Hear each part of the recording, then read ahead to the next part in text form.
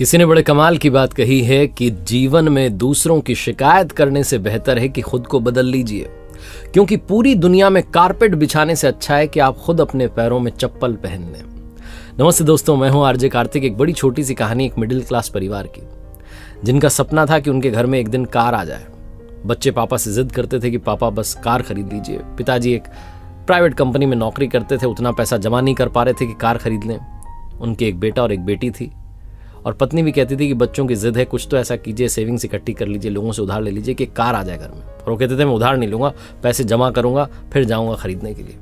बहुत मेहनत करने के बाद में एक डाउन पेमेंट जितना जो है पैसा इकट्ठा हुआ, और उस व्यक्ति को लगा कि मेरे परिवार की सबसे बड़ी खुशी है कार खरीद करके आएगी, तो चलते हैं कार खरीदने के लिए। पूरे परिवार को एक सरप्राइज दिया, कहा चलो आज फाइनली वो सपना पूरा करते हैं। कार के शोरूम में गए, जो कलर पसंद किया था बच्चों ने वही कार उन्होंने खरीद ली।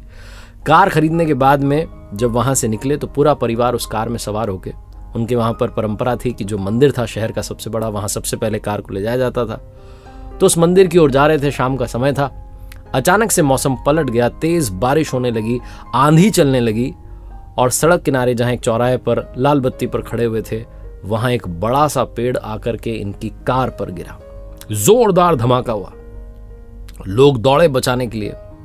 चारों जो परिवार के सदस्य थे सुरक्षित थे, लेकिन कार बुरी तरीके से क्षतिग्रस्त हो गई थी, टूट गई थी, तहस नहस हो गई थी।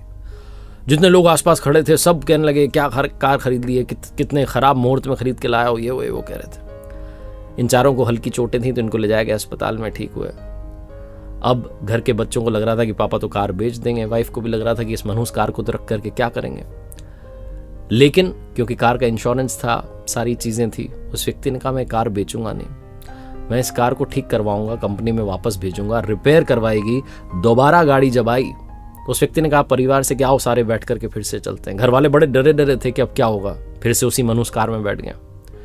लेकिन जैसी कि परंपरा थी, सबसे पहले उसी मंदिर में गए, जाकर के प्रणाम किया, प्रसाद बांटी, कॉलोनी में आकर के मिठाई बांटी, और सब लोग कहने लगे भाई साहब आपने उसी गाड़ी को ठीक करवा लिया, आपको तो गाड़ी बेच देनी चाहिए थी, इतना बड़ा हादसा हो गया।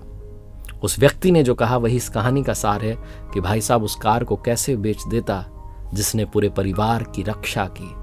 उस दिन हमारे ऊपर सबसे बड़ी विपदा आई थी और उस कार ने हम सब की जान बचा ली। जो हमारी जान बचा चुकी है उसको मैं अपने से कभी अलग नहीं होने दूंगा। बहुत छोटी सी कहानी जो बताती है कि जीवन में सारा खेल नजरिए का है। अगर आप सोचते रहे कि सब मनहूस हो रहा है, सब खराब हो रहा है, तो खराब ही होता चला जाएगा। और अगर आपने सोचना शुरू किया कि जो हुआ उसमें ऊपर वाले का प्लान है, हो सकता है कि सब ठीक हो जाए, इसीलिए उन्होंने ऐसा किया है, तो आपको जिंदगी में आशा दिखने लगेगी, पॉजिटिविटी दिखने लगेगी, पॉजिटिव वाइब्स आप तक पहुंचने लगेंगी। एक बार फिर से वही बात जो अक्सर आपसे कहता हूं, कर दिखाओ कुछ ऐसा कि दुनिया करना चाहे आपके जैसा। देखते रहिए हर सोमवार सुबह 9:30 बजे मेरे क्या हो गया भाई, देखते रहिए हर सोमवार सुबह 9:30 बजे मेरे साथ एक नई कहानी, हर शुक्रवार सुबह 9:30 बजे लर्निंग सीरीज का एक नया वीडियो।